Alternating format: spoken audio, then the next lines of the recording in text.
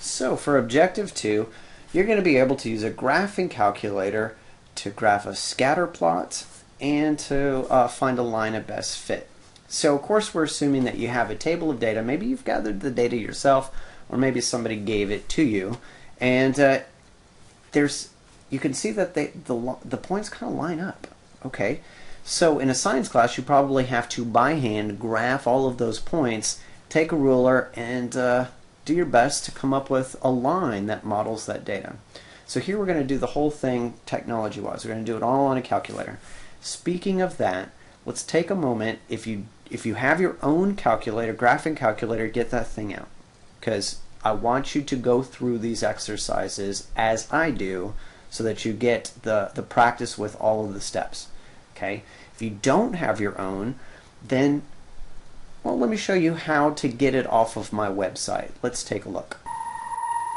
Okay, so let's assume that you're on my website here, and what you want to do on the left hand side is scroll down until you see the web portal.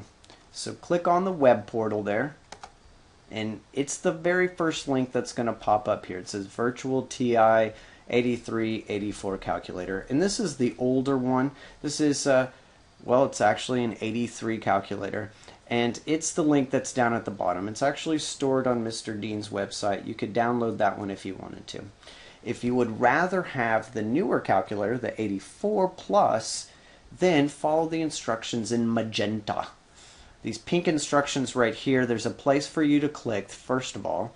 So you're going to click that, and then of course if you're using Chrome, you see it just opens right down here at the bottom. It's showing you the progress.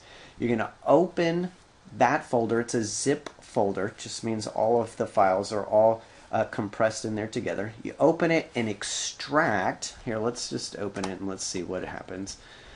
We're going to hit this, pull this into the window so you can see it a little better. You're going to hit this word that says extract. You're going to extract all the files to the desktop. Okay? So when you do that, it just puts it on your desktop.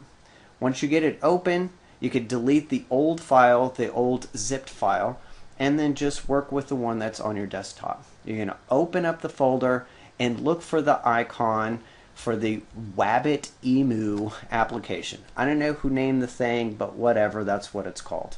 Okay, the first time you open it, you're going to have to locate the ROM.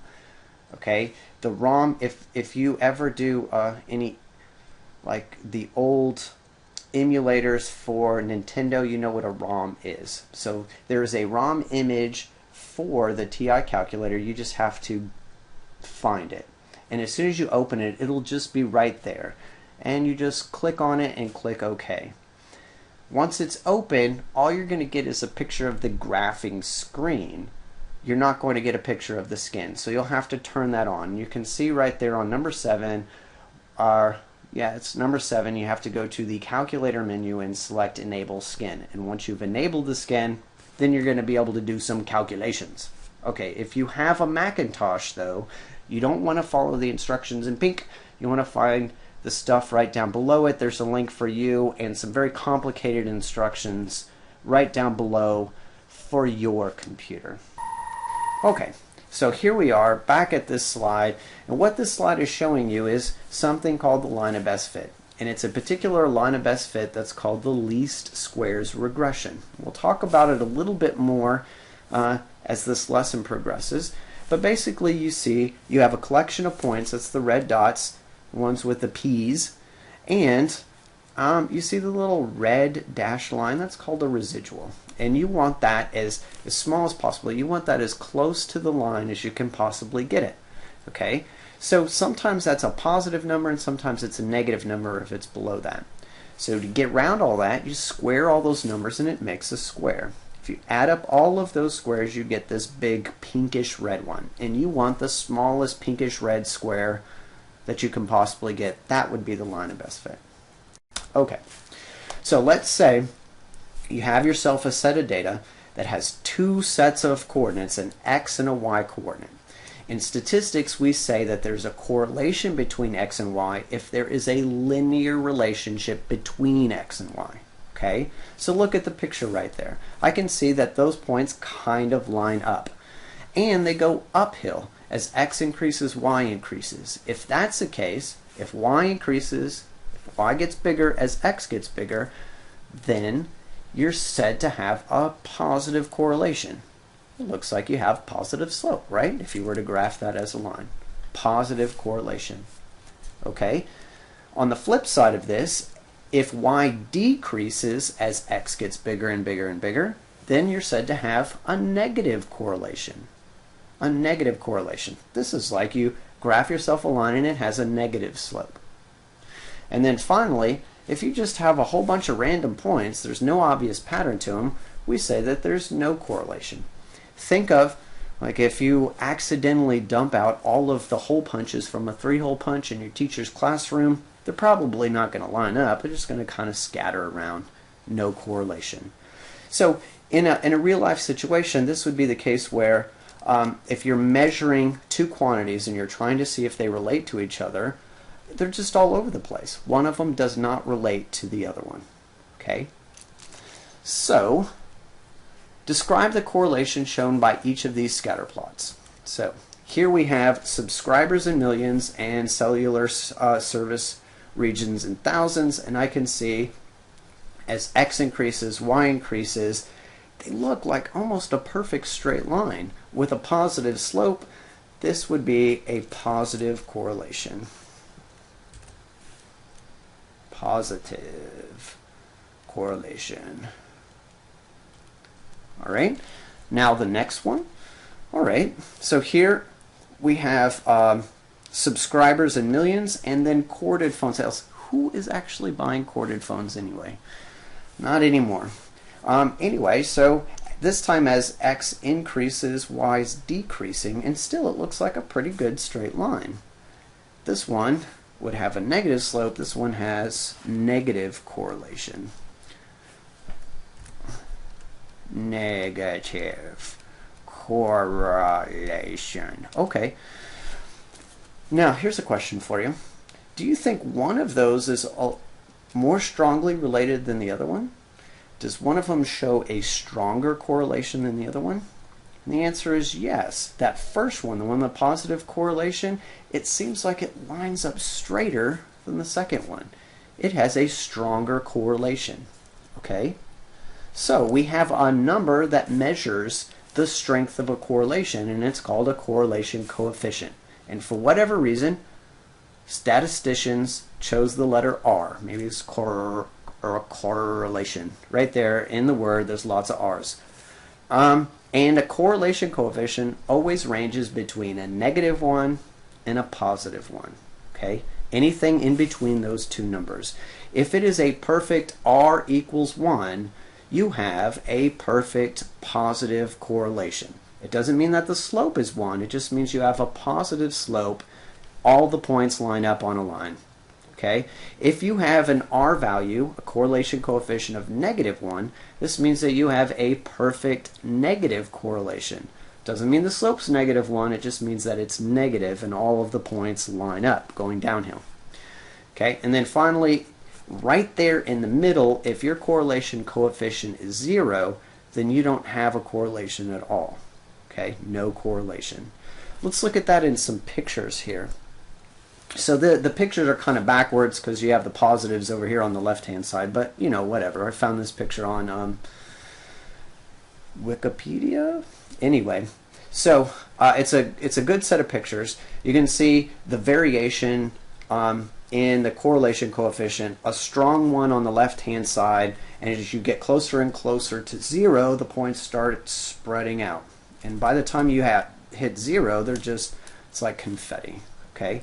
And then over here on the right-hand side, the closer you get to -1, they're also lining up, but with a negative slope. Okay? Look at the pictures down below it. Here, all of these have a perfect correlation of 1, a positive correlation. And it's just demonstrating that, hey, the slope doesn't have to be 1, it just has to be positive. Okay?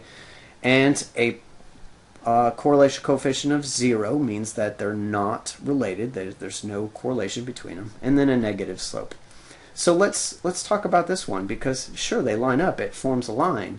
But it's like this. I have two things that I'm measuring, an x coordinate and a y coordinate. And if I go to the right, the x is increasing, but what's happening to the y? It's not changing at all. It's staying the same. So whenever you increase the x, it has absolutely no effect on y. They're not related to each other.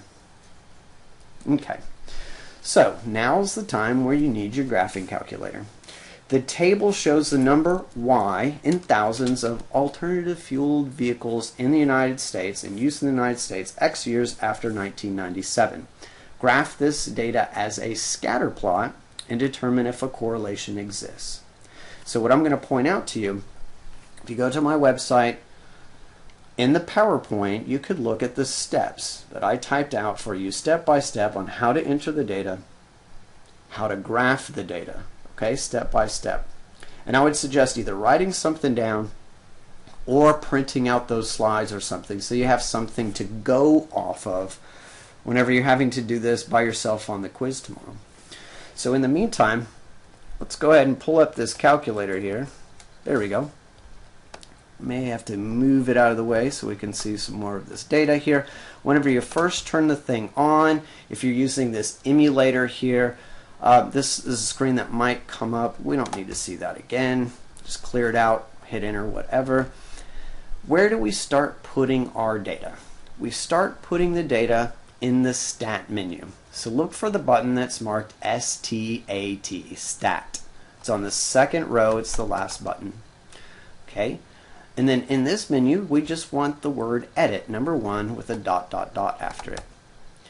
L1 is, these L's mean list. And the first one's going to be our list of X values. The second one is going to be our list of Y values. So just type them in and hit enter along the way every single time. So 0, enter.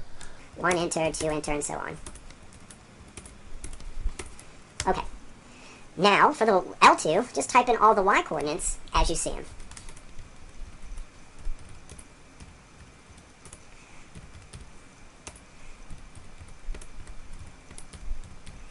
Okay. Now remember that you're completely dependent upon this technology to do all of the work for you. So you want to make sure that your job is done correctly, and that is that you've input these numbers correctly. So just take a second to double check that you don't have any typos. Okay,